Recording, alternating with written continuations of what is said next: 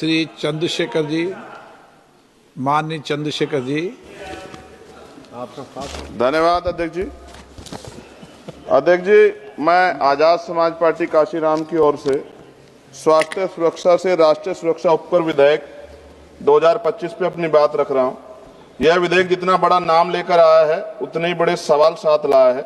इस बिल का उद्देश्य राष्ट्रीय सुरक्षा और लोक स्वास्थ्य को सुदृढ़ करना बताया गया है, लेकिन इसकी संरचना, प्रावधान और भाषा में भारी अस्पष्टता है। अतिशक्तियां और राजस्व वसूली की प्रवृत्ति स्पष्ट रूप से दिखाई देती है। विधेयक का उद्देश्य स्पष्ट नहीं है, नाम बड़ा और दिशा धुंधली।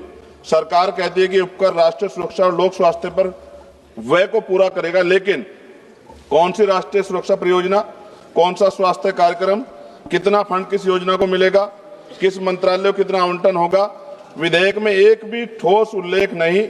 इससे यह उपकर विषय वस्तु के बिना नाम मात्र का कर बनकर रह जाता है।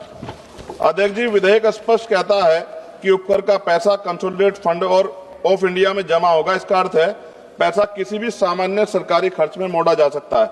ना संसद में स्पष्ट हिसाब मिलेगा, ना जनता को पता चलेगा कि स्वास्थ्य या सुरक्षा में कितना पैसा लगा है। यदि पैसा कहीं भी जा सकता है तो इस उपकर का नाम स्वास्थ्य सुरक्षा क्यों? उत्पादन आधारित उपकर उद्योग पर भारी प्रहार। इस बिल में मशीनों की क्षमता और उत्पादन पर उपकर लगाया जाएगा। इतना भारी उपकर छोटे उद्योग को समाप्त करेगा, मध्यम उद्योग को अस्थिर करेगा, लाखों परिवारों की आजीविका खतरे में पड़ेगी, उत्पादकों पर अनुचित आर्थिक दबाव पड़ेगा। क्या सरकार उत्पादन और उद्यमियों को दंडित करना चाहती है बिल लाकर? क्या अधिकारियों को अत्यधिक सख्त या भ्रष्टाचार का खतरा दोगुना? विधेयक में तलाशी, जब्ती, छापे, निरीक्षण, गिरफ्तारी और सख्त ऑडिट के विशाल अधिकार संयुक्त आयुक्त स्तर के अधिकारियों को दिए गए हैं। इससे अधिक शक्तियों से दमनकारी कर वसूली बढ़ेगी, व्यवसायी भय में काम करेंगे, भ्रष्टाचार और रेंट स्कीम को बढ़ावा मिलेगा।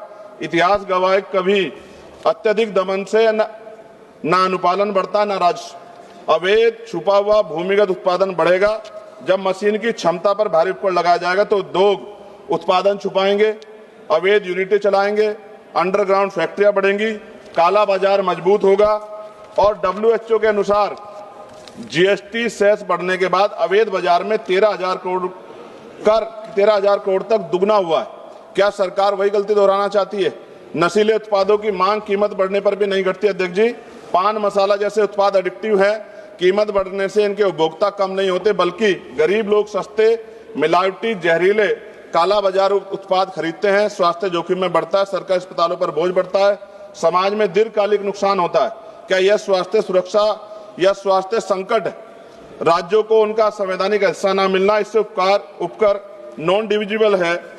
इसका अर्थ है राज्यों को इसमें से ₹1 भी का भी हिस्सा नहीं मिलेगा। केंद्रवाद बढ़ेगा, राज्यों की वित्तीय स्वायत्तता कमजोर होगी, विकास योजनाओं पर प्रतिकूल प्रभाव पड़ेगा। राज्यों का हक क्यों छीना जा रहा है? अध्यक्ष जी, विधेयक को संसदीय परीक्षण से बचाकर जल्दी पारित करने की कोशिश गलत।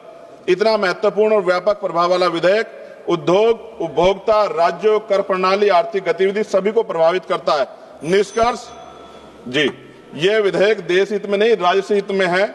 और माननीय अध्यक्ष जी, सभी तथ्यों को देखते हुए स्पष्ट है, यह विधेयक अस्पष्ट है, अनियंत्रित है, शक्तियां देता है, उद्योग विरोधी है, अवैध बाजार बढ़ाएगा, गरीबों को नुकसान पहुंचाएगा, राज्यों के अधिकार छीनता है और उपकर प्रणाली को अविश्वसनीय बनाता है। हमारी स्पष्ट मांग है, विधेयक को तत्काल प्रवर समिति स्टैंडिंग कमेटी को भेजा जाए, उपकर की दर, उपयोग और पारदर्शक ठोस प्रावधान शामिल किया जाए, कर अधिकारियों की शक्तियों को सीमित और जवाबदेह बनाया जाए, उपकर राष्ट्रीय स्वास्थ्य व राष्ट्रीय सुरक्षा पर व्यय हो, इसका कानूनी प्रावधान अनिवार्य किया जाए।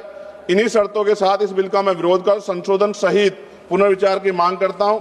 अध्यक्ष जी, अंत में इस बिल को पढ़कर मुझे ऐसा लग रहा है कि देश की सुरक्षा में अब अत्याधुनिक हथियारों की नहीं, पान मसालों की ज्यादा जरूरत है। और हर चौराहे पे खड़े होने वाला व्यक्ति कहेगा कि देश की सुरक्षा में सबसे बड़ा योगदान उसका है। धन्यवाद अध्यक्ष जी। जय भीम, जय भारत, जय संविधान।